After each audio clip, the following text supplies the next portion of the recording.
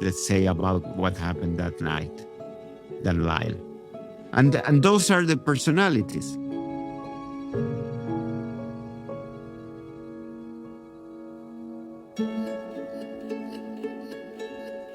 We were both two boys just trying to be happy in our lives, but we were going through a lot of trauma and torture together. And so much of our childhood was like going through war together. He and I experienced things that no other people that we know experience. One of the things that I think that maybe isn't well understood is how much Lyle protected me as a child. I would hear Lyle getting hit or beat, or he would hear me getting whipped, or I would see if my dad got angry and grab Lyle and drag him off to a room, and then I would hear the screaming and his punishment, and I wouldn't know if I would be next.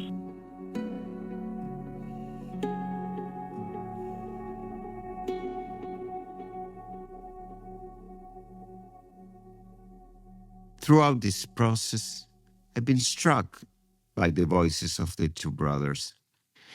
It's possible you have noticed yourself. They sound very similar, nearly indistinguishable from one another. But I have found that if you listen to what is being said more than the voice that is saying it, there is a world of difference between the two. Between Eric. My father was a dangerous man who believed in violence.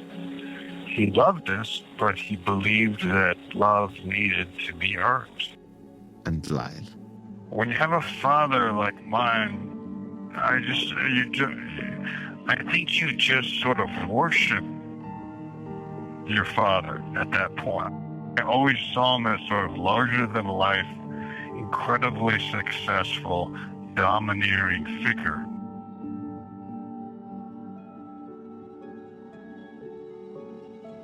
Over the course of our conversations, I have discovered very personal things about each of the brothers. Their upbringing, their relationships with one another, and their feelings toward their parents. As I did, I found myself struggling with the reality of why I was speaking with them in the first place. Their horrible crime.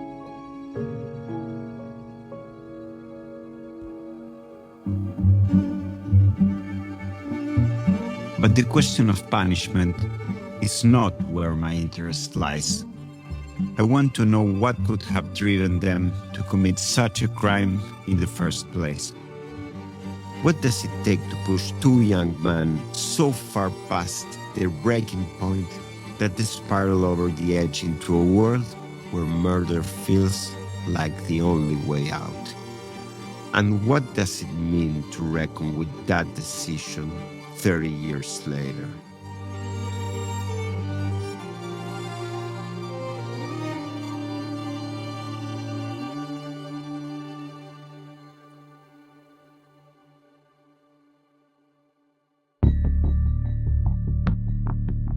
To place yourself within the brothers' psyches over the last 30 years, you first need to understand the night that everything changed.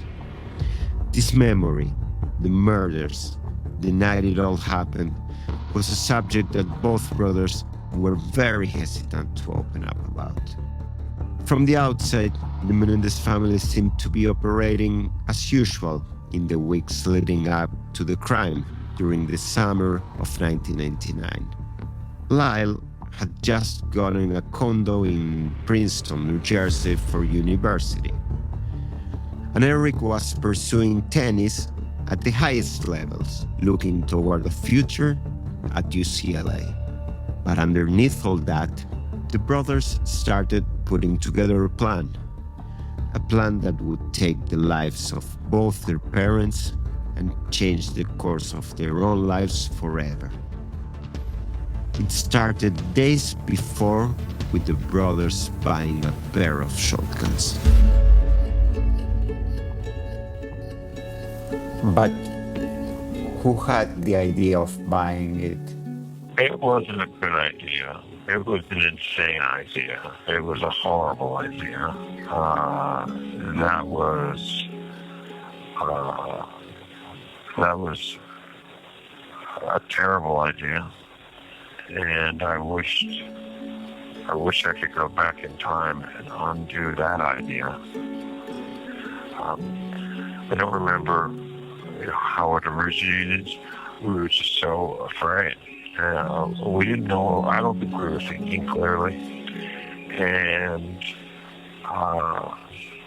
it seemed like having a gun would give us some protection, but it was a terrible idea.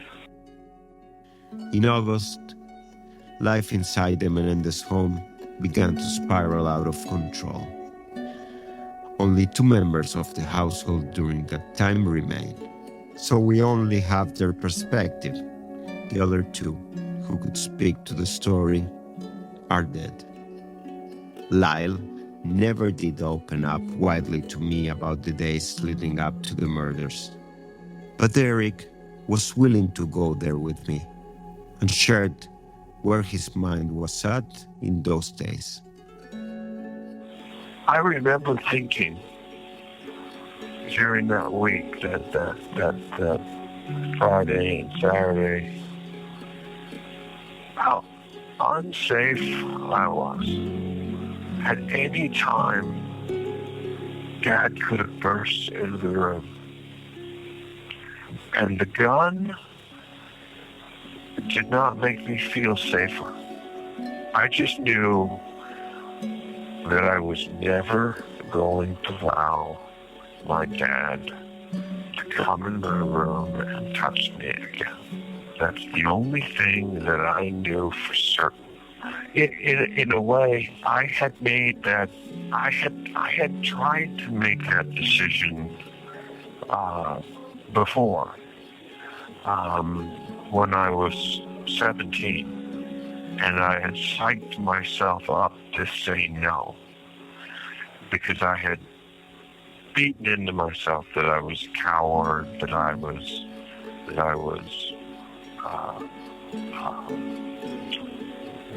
letting this happen to me, that if anyone found out, it was just too humiliating to live with, and that if I was a man, I would be stopping this. And so I said no to my dad when I was 17. I told him no, and he went and he got a knife and he put it at my throat, and he told me that he should kill me, and that if I ever said no to him again, that he would kill me. It's impossible to describe the power he had over me. It was terrifying. Saying no to my dad always had very, very, very bad consequences in my past. In Eric's memory, there was one change that escalated everything. From the moment when my mother told me that she knew, that moment was the end for me. One of the ways that I coped as a child was the belief that I was protecting my mom, was that I was protecting her from this secret that if she knew, she'd have to do something about, and could certainly disintegrate the family. So I believed that I had been protecting her, and she could not possibly knew, because my mom loved me And if my mom loved me, then she couldn't allow this to happen to me. So when she told me that she knew I was just so stunned that I didn't know what to do. Everything collapsed, and I believed that that my parents would kill me after that. At that point, everything that my father had told me that he would do, I believed that he would do. He had programmed my mind. He programmed me to believe that if I told, I would die. And if my mom knew, then there was nothing to stop me.